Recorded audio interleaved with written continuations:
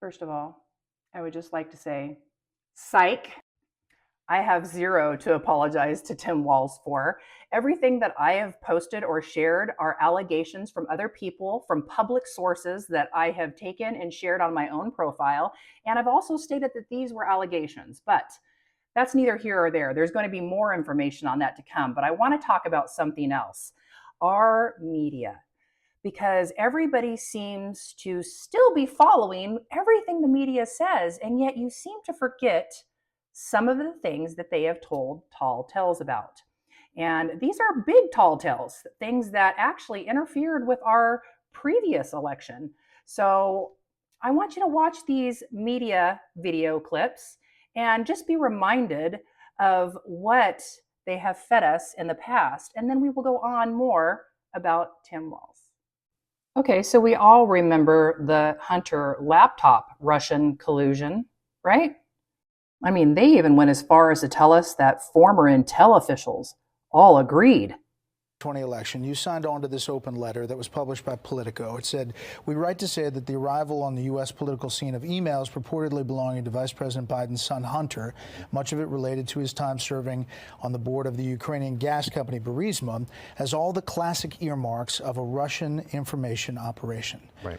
Why did you sign on to that? Yeah, because of what it says. It has all the classic earmarks of one of these operations. You'll note elsewhere in the letter, if you read it, that it also says, we don't know if this is a Russian operation, but the letter is merely pointing out that this is the kind of thing that time after time after time, people who study Russian disinformation, intelligence officers who look at Russian tactics over the long period of time, this is the kind of thing they like to amplify to sow discord. But the fact is, the tactic is an old one, a tried and true one, and it's been successful in the past. But in this case, it was not true. It was not true. In fact, the New York Times found that these are authenticated. The Washington Post writes thousands of emails purportedly from the laptop computer of Hunter Biden are authentic communications that can be verified through cryptographic signatures from Google and other technology companies. And then in the debate, right before the election, now President Biden used it. Take a listen.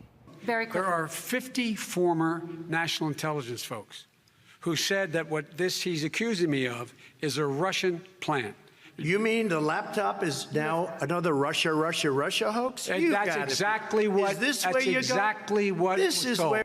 Understanding how you characterize it, but he characterized it differently and used it in a debate just days before an election. Yeah, I'll let President Biden speak for himself. He's capable of doing that. What I'll do is say that it has all the classic earmarks of a Russian campaign in the way it was disseminated and propagated through media. Do you regret signing on to the letter? Oh, absolutely not, because those words are still true. It had the classic earmarks, but it wasn't true.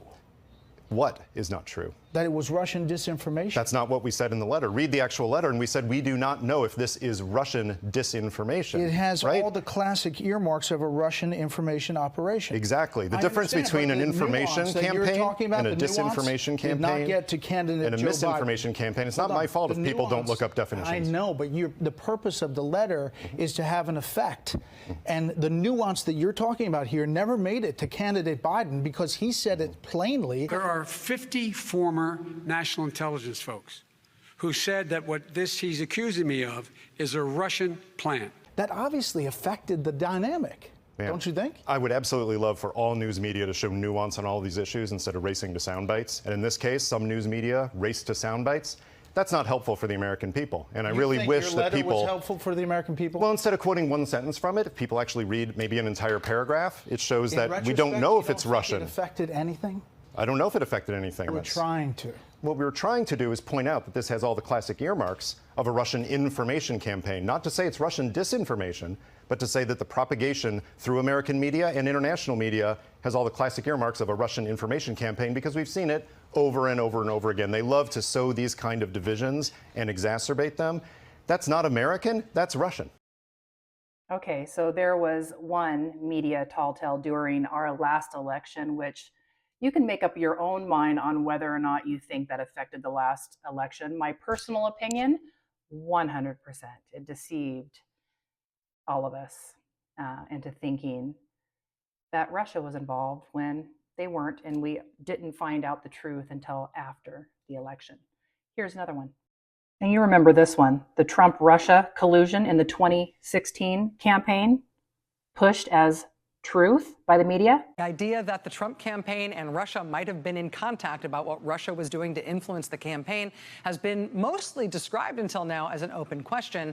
Today, Congressman Schiff made the case that some of that question has been answered. Joining us now is Congressman Adam Schiff, ranking member of the House Intelligence Committee. Congressman, really appreciate your time tonight. Thank you for being here. Thank you. Good to be with you, Rachel. I did not know to expect today at this hearing with these executives from Google and Facebook and Twitter that you would lay out the sort of the known case about collusion. Can I ask about your decision to do that today in that setting and in the way that you did? Well, I thought it was important, Rachel, that during this follow-up open hearing to that first one we had in March, that we take stock of where we are and what we had found, because as developments have become more and more public, I think there's a tendency to look at it in an incremental way, and sometimes you ignore the big picture, you miss the big picture. It's like not seeing your child grow up because you see them every day.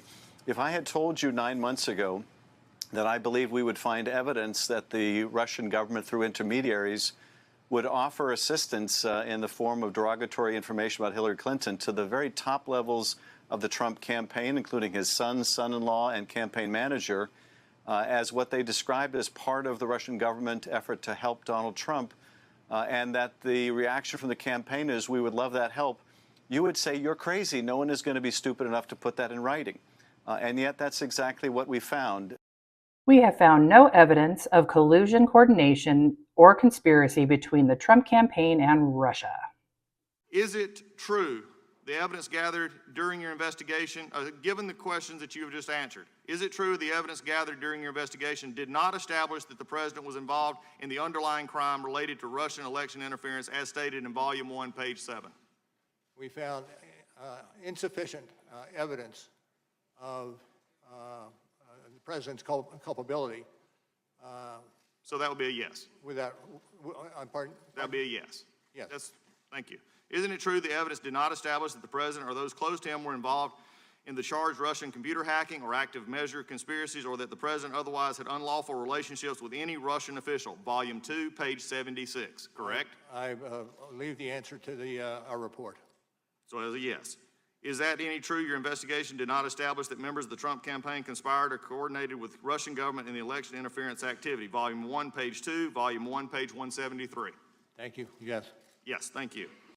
So I needed all this to be a precursor to my next post. I'll have to do a second post later on today, so follow me so you can get notified when that gets delivered. But I needed to do this precursor so that you could see how the media has been to us in the past. So then when I get into the new stuff that I have on TIM Walz, the allegations that are online right now, and the ongoing thing that seems to be very strange, I'll post what I find, and you guys will have to make a decision for yourself. So again, all this is for entertainment purposes only. It's for you to just dig up and find out yourself, but I will give you some great information that kind of goes along with all of this media disinformation that we have been fed for years. So like my page, follow me, and I will be posting later on today more about TIM Walz.